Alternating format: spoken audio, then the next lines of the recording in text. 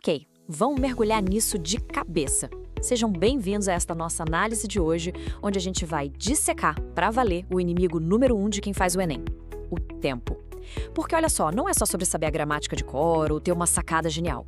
É uma luta contra aquele relógio implacável da sala de aula. O material que a gente vai destrinchar aqui foca justamente num método definitivo para escrever muito rápido sob uma pressão gigantesca. E o que a gente vai ver é simplesmente transformador para quem vai encarar uma folha de redação. A prova é absurdamente cansativa. O tempo voa, literalmente escorre pelos dedos e a pressão só aumenta. Esse é o clima real lá na hora, com o relógio batendo sem parar. A ansiedade vai lá no teto e o que costuma acontecer na prática? A mente simplesmente trava. Começa aquele ciclo terrível de escrever, apagar frases inteiras, reescrever a mesma linha 3 vezes, pensar demais em cada vírgulazinha e quando a gente se dá conta, acabou o tempo. Seção 1. A verdade sobre escrever rápido. Então, o ponto crucial é exatamente esse. A gente precisa de uma mudança urgente de paradigma. Existe esse mito enorme de que escrever rápido é sinônimo de sair correndo desesperadamente. Mas não é nada disso. Escrever rápido é, na verdade, ganhar velocidade sem perder nenhuma gota de qualidade, aplicando uma abordagem metódica. Nunca é escrever sem pensar. O grande segredo da velocidade, por mais contraintuitivo que pareça, é ter um método calmo e cristalino, justamente para evitar aqueles apagões mentais. Seção 2. Planejamento e estruturas prontas. E isso ilustra de forma brilhante o maior erro que alguém pode cometer no dia do exame: ler o tema e já pular para a primeira linha da redação, totalmente sem direção. Fazer isso é garantia de que o raciocínio vai travar lá no meio. Para fugir dessa armadilha, existe esse plano de 5 passos que a gente precisa traçar antes de colocar o texto no papel. Passo 1, definir o tema. Passo 2, a tese. Passo 3, o primeiro argumento. Passo 4, o segundo argumento. E o passo 5, a proposta de intervenção. Gastar uns minutinhos estruturando essa espinha dorsal economiza um tempo gigantesco logo depois.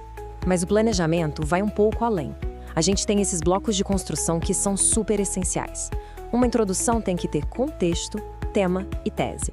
O desenvolvimento precisa de ideia, explicação e exemplo. Já a conclusão é uma proposta completa. O pulo do gato aqui é o poder das estruturas prontas. E calma, a gente não está falando de decorar redação engessada, tá? Estamos falando de esqueletos estruturais. Quem internaliza essas formas, por assim dizer, nunca gasta energia inventando um jeito de escrever do zero bem na hora do nervosismo. Seção 3. O fim do perfeccionismo. Olha, se a falta de planejamento rouba tempo, aquele perfeccionismo inatingível é o golpe fatal. O exame exige clareza, exige progressão lógica. Ninguém ali está cobrando uma poesia super complexa. Dá só uma olhada nesse contraste prático. De um lado, aquele esforço gigante para criar uma frase rebuscada, que acaba saindo cheia de furos. Do outro, uma frase simples, direta e, o mais importante, correta.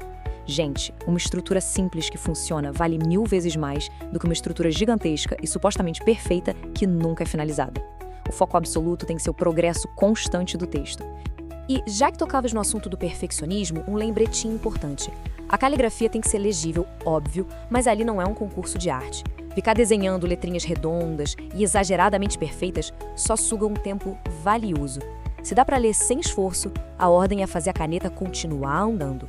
O grande objetivo é gabaritar a argumentação e não ganhar nota 10 em design gráfico. Seção 4. Treinamento e ferramentas práticas. Entender toda essa teoria é ótimo, mas vamos avançar e ver como isso se constrói na prática. O grande segredo do treinamento de alta performance é fazer tudo cronometrado. A gente começa lá no ponto 1, treinando para entregar tudo em 1 hora. Depois, a régua sobe e o desafio passa a ser fechar em 50 minutos, que é o ponto 2. Até que, finalmente, a gente chega no ponto 3, cravando a redação em 40 minutos. Essa compressão progressiva cria uma memória muscular no cérebro, sabe? Ele entende que essa velocidade controlada é o novo normal. E quando esse treinamento engrena de verdade, o diálogo interno muda da água para o vinho. De um lado, a gente tem aquele monólogo paralisado. Meu Deus, como eu começo essa frase? É por hesitação, né? Mas do outro lado, tem o pensamento seguro de uma mente metódica. Beleza, agora entra o argumento. Pessoas que escrevem rápido não ficam escolhendo palavra por palavra. Elas pensam em blocos, em grandes peças estruturais e sabem exatamente qual peça do quebra-cabeça encaixar em seguida. E para colar essas peças desse quebra-cabeça com agilidade, a gente puxa uma ferramenta indispensável: os conectivos automáticos. É ter literalmente na ponta da língua, ou melhor, na ponta da caneta, palavras de transição claríssimas, tipo em primeiro lugar, além disso, nesse sentido e portanto.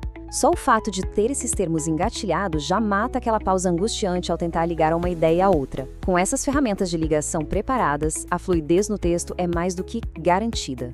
Seção 5. O poder da organização.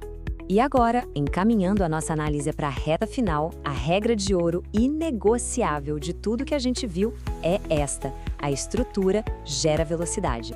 Resumindo a ópera, planejar antes de escrever, usar aquelas estruturas já prontas, fugir do perfeccionismo que devora o tempo, treinar exaustivamente com o cronômetro do lado, ter os conectivos engatilhados e, acima de tudo, confiar na organização. Aplicando tudo isso de forma consistente, o ritmo acelera naturalmente, porque a gente simplesmente tira a incerteza da equação. Agora, o que é realmente interessante aqui é que essa citação resume perfeitamente a essência de tudo isso. O Enem não premia quem sofre mais, ele premia quem se organiza melhor. Dominar a escrita no meio do furacão é, no fim das contas, ter o controle estratégico da situação. Não é um campeonato de sofrimento mental, é pura demonstração de método. O que nos deixa com um pensamento final super provocativo, que é o seguinte: quem vai fazer a prova vai deixar aquele relógio implacável ditar as regras ou vai usar a força da estrutura para assumir o controle do tempo? O sucesso tá ali, só esperando por quem adota a estratégia antes mesmo de pegar na caneta. Muito obrigado por acompanharem mais essa análise com a gente hoje. Esperamos de verdade que essas táticas transformem o jogo na hora de encarar o exame. Até a próxima!